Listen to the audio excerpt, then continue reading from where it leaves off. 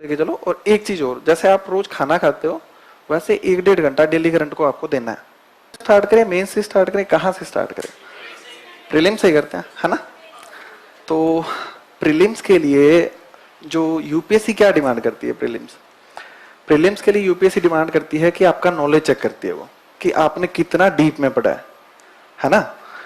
तो जब हम कोई सब्जेक्ट को पढ़ते हैं, जैसे हमने हिस्ट्री उठा लिया, तो हिस्ट्री में 3 पोर्शन होते हैं, एंशिएंट, मिडाइवल और मॉडर्न।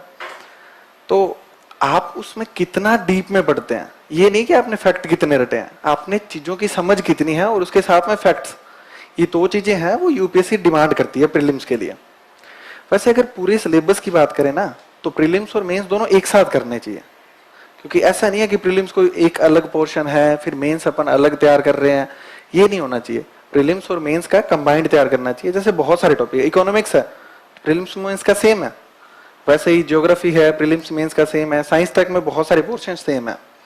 तो हमें क्या करना होता है कि हमें सबसे पहले बेसिक चीजें करनी होती है, history, geography, political science, science tech, environment and ecology, prelims में काफी पोर्शन है ना एनवायरमेंट का, तो ये सारी चीजें हमें करनी पड़ती है। तो उसके लिए सबसे पहले हमें करनी पड़ती है स्टैंडर्ड बुक्स।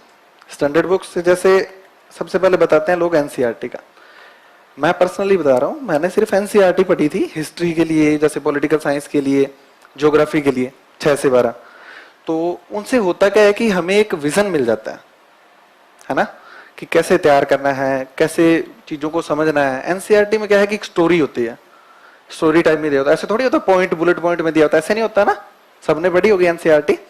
तो एक स्टोरी टाइप में होता है, तो उससे हमें आइडिया लगता है कि मतलब अपने इंडिया में है क्या चीज, कैसे अपनी ज्योग्राफी है, कैसे अपनी हिस्ट्री रही है। तो एक आइडिया बनता है ना, तो हम धीरे धीरे उस प्लेटफॉर्म पे चढ़ने के लिए तैयार होते हैं। और जैसे हम दूसरी रीडिंग मारेंगे हमें नई चीजें मिलेगी, तीसरी रीडिंग मारेंगे नई चीजें मिलेगी। तो हमें करना क्या होता है, जो एनसीईआरटी है उनको बार बार पढ़ना होता है, ठीक है? फिर आपको कोचिंग से नोट्स मिलते हैं, नोट्स में एनसीईआरटी इंक्लूड करके देते हैं, है ना? ये ध्यान रखते हैं कि एनसीईआरटी का जो पोर्शन है ना वो इसमें इंक्लूड हो। तो आपको ये भी करना होता है, एनसीईआरटी भी पढ़नी होती है, फिर आपका ऑप्शनल भी होता है, फिर आपके इतने सारे सब्जेक्ट हैं। तो सबसे बड़ा जो क्वेश्चन मेरे पास आता है कि भैया हम तैयार कैसे करें, इतना सारा, बहुत सारा सिलेबस होता है ना। तो आपको क्या करना है कि जब आप तैयारी स्टार्ट करें ना, तो सबसे पहले प्रीलिम्स का मत सोचिए, सबसे पहले सोचना आपको मेंस का। एक तो आपको मेंस का सिलेबस पूरा पता होना चाहिए कि कैसे है, मतलब पेपर फर्स्ट में क्या है, एक एक लाइन पता होनी चाहिए। क्योंकि जितने भी टॉपर्स हैं, मैंने जितनों से बात की है, मैंने खुद ने भी पूरा सिलेबस याद था मेरे को। तो हमें क्या पता होता है कि सिलेबस में है क्या चीज। अब पूरा सिलेबस ही पता नहीं होगा और हम लगे पड़े हैं कि ये करने ये करने। जैसे आर्ट एंड कल्चर है, मैं आपको बताता हूँ, आर्ट एंड कल्चर में सिलेबस में लिखा हुआ है कि वेरियस आर्ट्स, लेकिन उसके साथ में आर्किटेक्चर और जो साहित्य है ना उस पर ज्यादा फोकस किया हुआ है। तो ये दोनों जो पिलर है ना वो हमारे बहुत अच्छे से तैयार होने चाहिए, है ना? तो इसके बाद में हम जैसे तैयार करते हैं, अब प्रीलिम्स की लग गए आप, तो प्रीलिम्स में सिर्फ ऑब्जेक्टिव क्वेश्चन को सॉल्व करने पे फोकस नहीं होना चाहिए, क्योंकि प्रीलिम्स का पेपर आ रहा है ना वो ओपिनियन बेस्ड आ रहा है। इस बार का पेपर देखा होगा आपने, इस बार के पेपर में ओपिनियन बेस्ड क्वेश्चन थे। अगर आपको आता है तो आता है। जैसे एक क्वेश्चन था,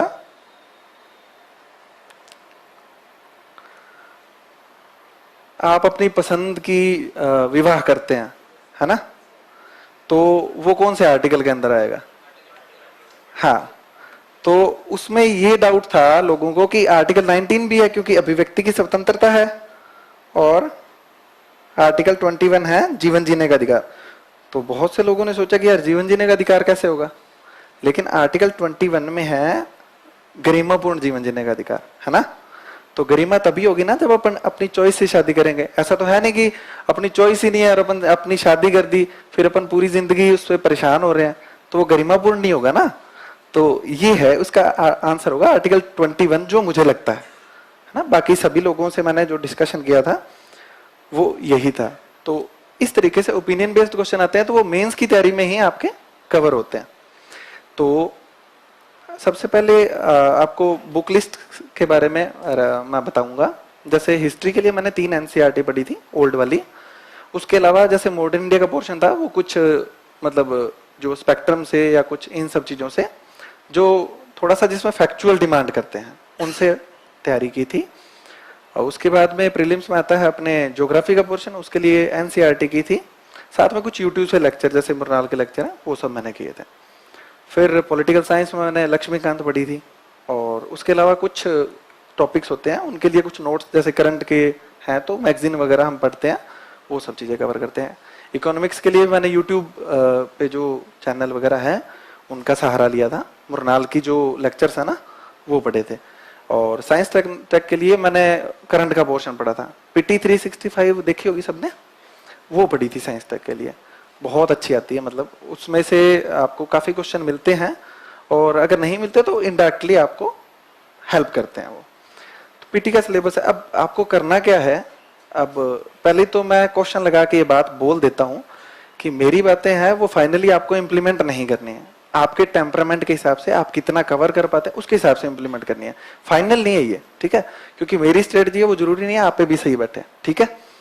तो आपको क्या करना है कि 2 सब्जेक्ट लेके चलने हैं दिन में, जो मैं करता था। दिन में 2 सब्जेक्ट लेके चलने से क्या होता है कि एक तो मोनोटोनस शेड्यूल होता है ना जब अपना एक आयामी, तो बोरियत महसूस होती है। जैसे सुबह से हिस्ट्री पढ़े, एंशियंट एंशियंट एंशियंट, क्या यार ये आ रहा है, ये गुप्ता आ रहे हैं, चोल आ रहे हैं, वापस चोल आ गए, ये क्या सिस्टम है, तो क्या है कि परेशान हो जाता है। तो एक हिस्ट्री ले लो, उसके अलावा एक पॉलिटिकल साइंस ले लो, तो क्या है कि हिस्ट्री भी पढ़ रहे हैं, पॉलिटिकल साइंस भी पढ़ रहे हैं, तो दोनों में अच्छा लिंकेज बैठ जाता है। उसके अलावा ज्योग्राफी ले लो, तो ज्योग्राफी और हिस्ट्री लेंगे ना, तो हिस्ट्री में जैसे कहाँ से अटैक हुए, गोलन दर्रा, खैबर दर्रा, तो हमें क्या आइडिया लगता है कि अच्छा यहाँ पे जगह थी इसलिए वो लोग आ गए, और आपके दिमाग में एक स्टोरी चलनी चाहिए, इसीलिए एनसीईआरटी पढ़ने का बोलते हैं। स्टोरी चलती है तो हमें आइडिया होता है कि कैसे लोग आए थे, है ना। तो इस तरीके से 2 सब्जेक्ट आप लेके चलो। और एक चीज और, जैसे आप रोज खाना खाते हो वैसे 1-1.5 घंटा डेली करंट को आपको देना है, चाहे आप वो न्यूज़पेपर पढ़ें, चाहे फिर ऑनलाइन कोई वेबसाइट खंगालें, या फिर कुछ भी जो आपको लगता है, कुछ मतलब ऑडियो वगैरह कुछ सुनते होंगे, या कोई जिस्ट आते होंगे, जैसे एनालिसिस होते हैं ना अखबारों के, तो वो पढ़ सकते हैं, या फिर कोई न्यूज़पेपर भी पढ़ सकते हैं। लेकिन करना क्या है कि 1-1.5 घंटा आपको करंट को देना ही है। ये बांध लो, जैसे आप टूथब्रश करते हो ना सुबह सुबह, तो वैसे ही आपको अखबार या जो भी करंट का है वो पढ़ना है। ये तो मतलब कंपल्सरी चीजें हैं जो आपको करनी है। 2 सब्जेक्ट लेके चलना है, और जब आप प्रीलिम्स की तैयारी स्टार्ट करें तो 2-3 महीने बाद में, जब आपने मतलब प्रीलिम्स की नहीं, जब आपने यूपीएससी की तैयारी स्टार्ट की, 2-3 महीने बाद में आपका ऑप्शनल पता होना चाहिए कि आपको क्या लेना है। उसकी अगर आपको कोचिंग करनी है तो कोचिंग कर लो, और अगर नहीं करनी है तो सेल्फ आपको पूरा का पूरा तैयार करना है ऑप्शनल, है ना। क्योंकि ये मत सोच के बैठना कि प्रीलिम्स के बाद में ऑप्शनल डिसाइड करेंगे और उसको तैयार करेंगे, इतना टाइम नहीं मिल पाएगा प्रीलिम्स के टाइम पे, है ना। तो ऑप्शनल प्रीलिम्स से कम 3 या 4-5 महीने पहले तक आपका एक बार कवर होना चाहिए, उसके सिनॉप्सिस वगैरह जो भी आप बनाते हो वो सारे तैयार होने चाहिए, है ना। तो ये सब करके फिर आप डेली के 2 सब्जेक्ट लेके चलो। प्रीलिम्स के लिए नोट्स मैं तो नहीं बनाता था, क्योंकि प्रीलिम्स के लिए नोट्स कितने बनाएंगे, प्रीलिम्स में कहीं से भी पूछ सकते हैं ना, कोई अंत थोड़ी है प्रीलिम्स का। तो प्रीलिम्स के लिए नोट मैं नहीं बनाता था। अगर किसी को लगता है कि उसे बनाने चाहिए तो टाइम बहुत ज्यादा लगेगा, बना सकता है, मैं बाइंड नहीं कर रहा किसी को, लेकिन प्रीलिम्स के लिए नोट्स नहीं बनाया जाए तो ही ठीक है ना।